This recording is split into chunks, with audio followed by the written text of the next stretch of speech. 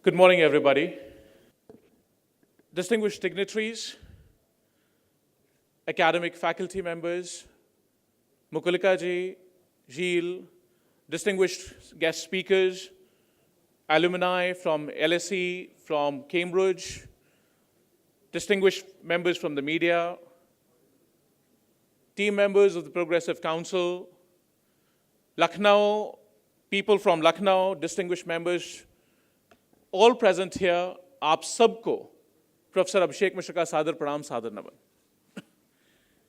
Progressive Council is a research-driven, strategy-based think tank working on issues related to democracy, public institutions, legislations, public policy, and sustainable economic development.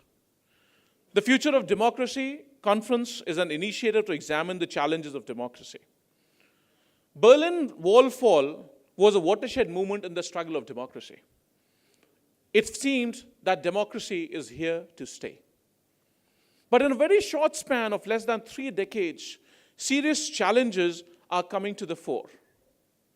This is an urgent question on the global stage where democracies that until recently seemed stable and committed to the democratic ideals of multi-party competition, separation of powers between the legislature, the judiciary, the executive, freedom of press and expression, and security of human life all seem under threat today. International interferences in national elections, the rise of totalitarian leaders, a growing corporate media nexus, and rising majoritarianism threaten the very fundamental principles of democracy today. Public institutions the world over are under scrutiny, and cases of intolerance have risen significantly. Indian democracy can be said to be no exception to global trends. The constitutional commitment to democracy, diversity, and development for every citizen that India's founders made currently seems to be undergoing revision as social justice, minority rights, and the space for independent and free thinking come under threat. At a time when India is looking ahead to its general elections, the Future of Democracy Conference brings together experts, researchers, academics, political leaders, friends from the media, and students on this independent forum for a full and free exchange of ideas and conscious debate. Issues covered will range from why India votes. Mukulika ji is going to talk about that in great depth, as is her research, to the current spate of electoral reforms, special spotlight on learning emerging from grassroots levels, ethnographic studies spread across time and space, analyzing trends over the past 7 decades, and examining 2 cases from our times. The spirit of discussion will be open and participatory, in which a diverse range of opinions will be encouraged. The word democracy is a Greek word, which is composite of words demos and kratos. Demos meaning people and kratos meaning power, basically saying power to the people. It was beautifully expressed by Abraham Lincoln when he said government of the people, by the people, and for the people. In an evolved democratic setup, citizens have a say in the functioning of the government through elections, giving representations, free media, public pressure, deliberations, movements, court petitioning, and outreach programs. Indian democracy is a wonder to the world, a country of almost 125 crore people progressing peacefully under a democratic system of government. Indian Constitution espouses an India that is sovereign, socialist, secular, democratic, and a republic. It is unparalleled in the constitutional history of the world. Indian democracy, one of the earliest references appear in Rig Veda, which was reverberated by Dr. Sarvapalli Radhakrishnan when he made this point to the Constituent Assembly on 20 January 1947.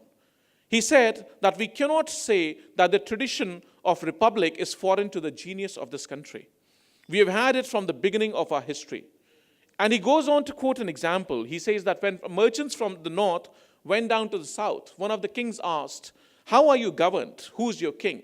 And they answered, "Some of us are governed by assemblies, some of us by kings." Democracy is arguably the best form of government at the moment, but it is not without its deficits and its critics. I argue that a democracy is healthy only when the voices of disapproval and variant opinions are heard and resolved. We vote to elect a government, But people then, many times, relapse into political indolence after elections and forget their critical individual role in running a democracy and ensuring its accountability. They become victims of their private interests. If democracy is coordinated functioning of the legislative, executive, and judiciary, then the future of democracy today merits concern. Legislature is becoming indulgent. Caste, religion, and sectarian politics is taking root across the world. Executive is increasingly looking for gains. The judiciary is overloaded and stretched everywhere.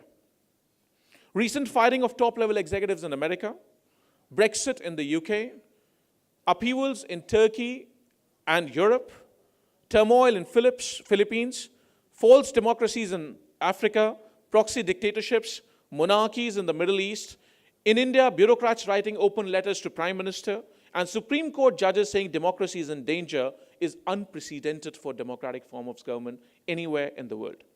With capitalists gaining foothold in media and using media to promote their agenda, the strength of the fourth pillar of democracy is under question today. Most believe that democracy means majority rule. They think that once a party gains majority, it has the legal and the moral right to do as it chooses.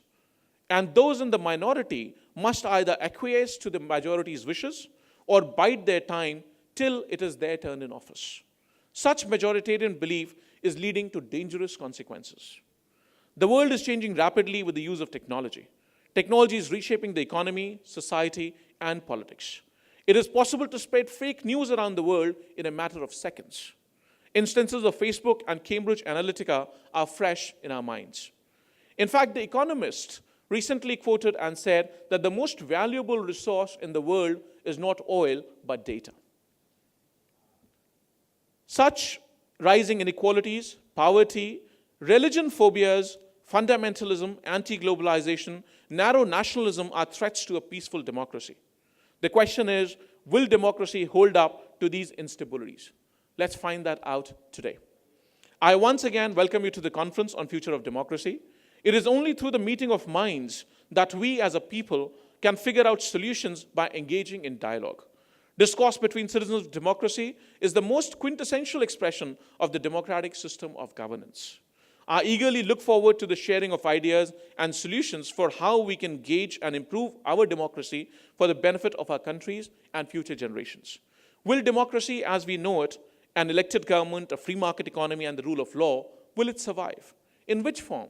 Will it change? Will it wither away? Will it die? Or maybe adapt and prosper and become stronger? We need to know. We need to do. Let's do it at the Future of Democracy Conference. Thank you very much.